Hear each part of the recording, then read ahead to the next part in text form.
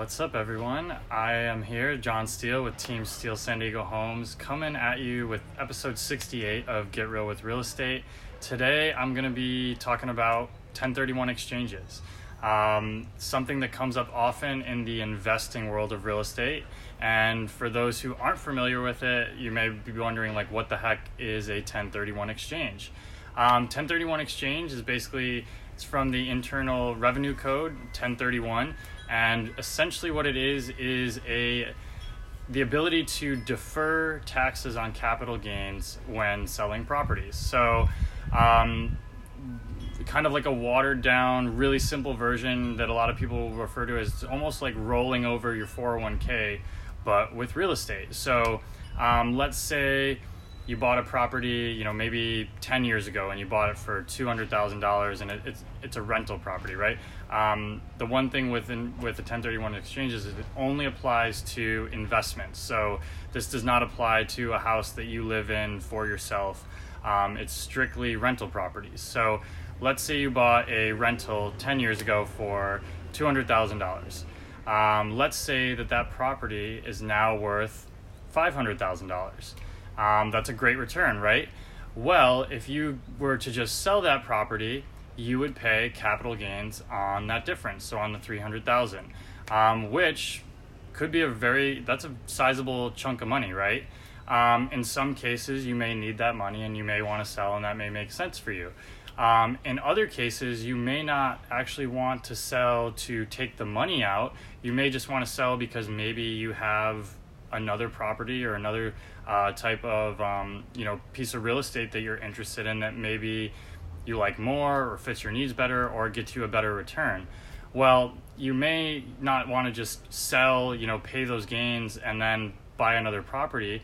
What you most likely want to do is a 1031 exchange. So what it is you're exchanging like property for another. So again, kind of like rolling over your 401k, you're taking the money that you made in that first property, the equity, and you're putting it in to the next one.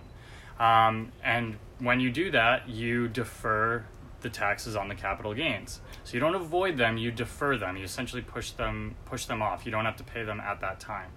And that can be a huge, massive savings for people, especially in areas like, San Diego, higher price markets where people realistically may see, hundreds of thousands of dollars of appreciation depending on how long they may have owned that property. So these 1031 exchanges for investors can be really attractive to save them a lot of money.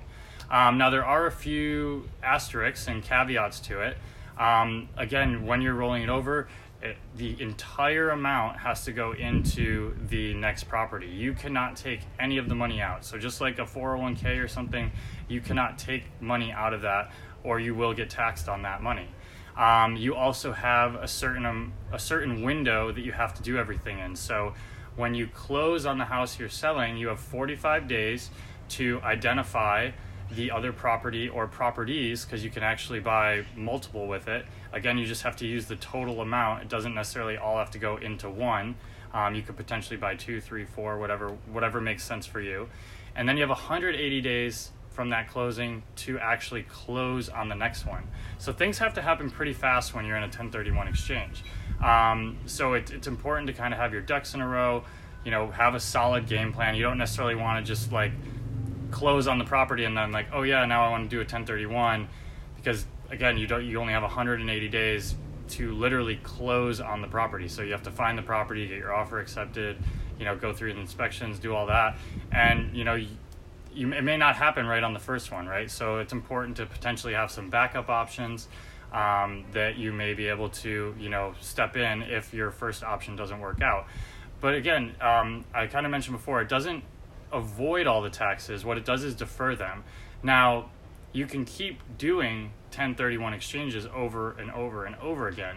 So you can realistically avoid them altogether if you pass away, right? You do not transfer the tax basis onto, the people who you pass the properties onto. So a common strategy for people who, are in real estate for the long term is to just keep doing 1031 exchanges until they pass away, and you quite literally avoid that entire capital gains tax basis. I've heard the term like swap until you drop. And again, like that can save you a ton of money. Just hypothetically, for an example, I kind of mentioned if you bought a $200,000 place, now it's worth $500,000. Well, maybe you want to do a 1031 exchange, and maybe that house was a single family. So maybe you want to take that $500,000, do a 1031 exchange. With that $500K, you could probably get a nice small little apartment complex that maybe it's worth $2 million, $2.5 million, right? You're putting down on that. Well, let's say you hold on to that for 10, 15 years, and now you've got 1.5 to 2 million in equity. You could literally do it again if you want, buy a couple apartment complexes, buy a bigger apartment complex. Ultimately, you can just keep scaling up with those 1031 exchanges, or keep adding more properties to the portfolio, having never actually paid the capital gains on it. So I know that's a little bit complex, may go over some people's heads, but I tried to kind of make it as watered down and easy to understand as possible. We've done 1031 exchanges with clients in the past. We're actually helping one right now do the same thing. And they're a really awesome tool to use for investors. If you've got rental properties and you are considering selling, you should definitely, depending on your needs, consider a 1031 exchange. Talk to a tax professional, talk to a real estate agent, someone who really knows what they're talking about, who has done them in the past, because you may save yourself, like realistically, a lot of money. Capital gains tax is no joke, especially when you're dealing with really large price points. And the difference, you could be, difference 50, 100, 150K plus in your pocket. So hope this was helpful. Let us know if you have any questions, and reach out if you need any real estate assistance. We are always here to help. You can find us online or at 619-887-4429. Hope you guys have an awesome day. And again, reach out if you have any questions.